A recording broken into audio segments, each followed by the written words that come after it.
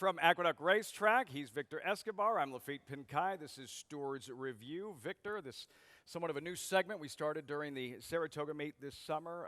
Why do you feel, why are we here? What is the point, the emphasis of this particular segment? Thank you, Lafitte. Absolutely.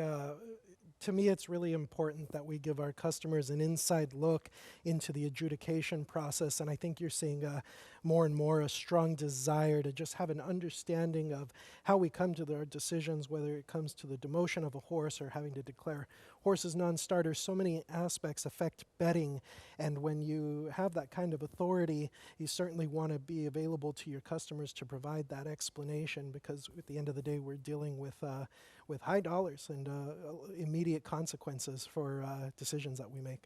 We appreciate the time. I think the bettors, the fans certainly do appreciate that explanation. As we look back at the first incident that took place in the first race on Thursday, Victor, here with Catalyzed and Dylan Davis on the inside, Just So Pretty, and sister Katie Davis on the outside.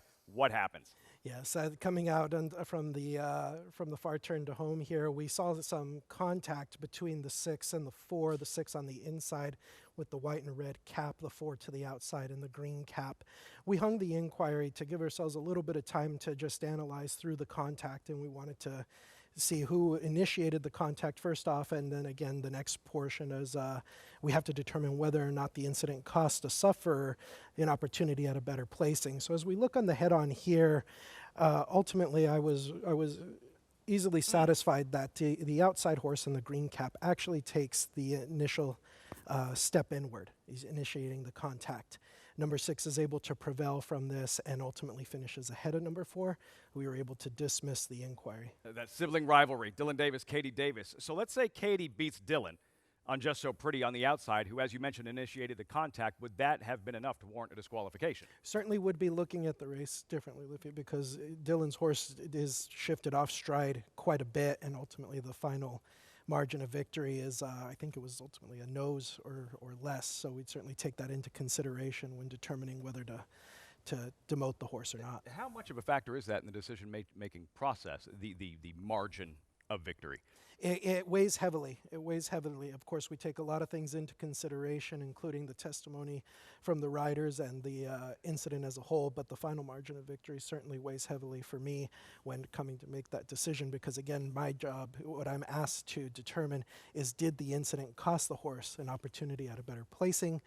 Certainly when you're dealing with nose margins versus lengths, a lot easier to come to that decision. No change. I think general consensus that was the right call. Kind of an adventurous first half hour on Thursday here at Aqueduct. In the second race, right from the start, we're looking at number 3, Amy's Light. Victor, what are we looking at? Yes, at the conclusion of the race, we hung inquiry fairly quickly. Immediately at the start, we noticed that Amy's Light, as you can see here, it appears that she goes to rush the start, and as you would expect, the assistant starter certainly acted within reason with a horse that's going to rush the start, reacted trying to get the horse back in place. Unfortunately, as all this is occurring, the starter did dispatch the field, and Amy's Light, if we can go back again, you can see here what we're looking at. We do certainly see Amy's Light with her head turned inward, and we don't see the starter's hand visually until the other horses have already dispatched. So by rule, we have to determine whether or not this horse's opportunity at a fair start was compromised, and here's the rule exact. Every horse shall be considered a starter when the stall gates open on the signal of the starter, unless the stewards declare a horse or horses non-starters because in their opinion the horse's chances were compromised leaving the starting gate. If so, all bets on the non-starters will be refunded unless the horse wins. So, which is really important. Absolutely, really important into how we handled this situation, because ultimately Amy's Light, though her chances at the start were compromised, she still managed to run a game race and finish second. However, this rule is very specific in how this situation is handled. Had she won, we could have not taken action on it by rule, but because she ran second, how can you determine whether or not maybe she could have won had her chances not been compromised? The rule tells us what to do. We'd have to declare him a non-starter and refund the wagers. Again, Victor, I know that the fans, the bettors, really appreciate these explanations and you taking the time. Thanks so much once again for joining us. Absolutely. Thank you. And thanks for you for joining us here on Stewards Review from Aqueduct.